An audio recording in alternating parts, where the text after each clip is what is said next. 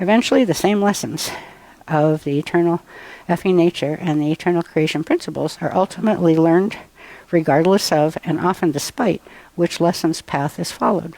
The object journey is an adventure of abundance and joy, and the abject journey is a drudgery of poverty and sorrow, and we each determine our lesson paths through our use or abuse of the gift of free will choice. Independently and collectively, and consciously, subconsciously, and unconsciously, we choose our lessons through our free will choice of the ideas, beliefs, agendas, intentions, and actions that we decide to entertain.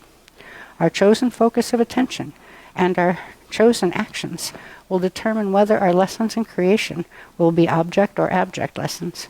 Individually and in mass, our choices in ideas, beliefs, agendas, intentions, and actions will determine what manifest experiential consequences we will meet, both personally and collectively. And on a collective level, our planet and its peoples are going to be facing some very, very big abject lessons. One of the big things that humans have done to this planet, overpopulate it. It was never meant to sustain as much. This is all the breeding impetus from the fallen ones who were trying to get in here in order to take over the place. Well, they did a good job of that. So we've overbred, and that means over-raped the resources from the planet. Drill, baby, drill, and all of that. That is complete disregard and disrespect for the living being planet that we exist on and that sustains us. And beings that think that way, which are the dark flower beings, they think that way. They hop from one planetary system to another and just suck the life force out of it and destroy it. And that's what they're trying to do here. And humanity has not really put up many safeguards on that. There's a lot of people that care very much about the earth and try really hard. But then there's the whole other crew that don't care. It's all about money. It's all about, some of them, I think, even enjoy causing harm. They find it fun. They like to pick on the weak guy. They like to pick on the little guy. They like to mess up the resources. They like to, drain the swamps by making more swamps. And yeah, it's what has been done to this planet. You can tell that the Cosmoverse and Effie have huge patience. And so does Earth.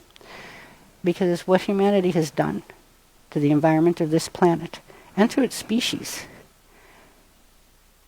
it takes a very big, loving heart to forgive. But Earth forgives, Effie forgives, doesn't hold it against them. It's learning. If you want to become, realize that you are a part of this eternal, abundant, eternal consciousness that is the universe, the cosmoverse, the Effie field, you need to recognize so is the planet you're walking on. You need to take care of your planet. You don't suck all its oil out. You don't reap it.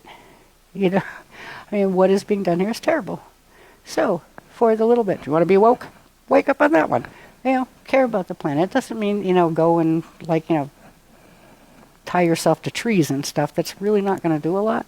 Here, there are ways you can work with the consciousness of the planet itself, and we'll explore some of those as we move forward in the Guardian's work, as far as actually harmonizing with them. I don't know if you've ever melded into a tree, but it's an amazing experience.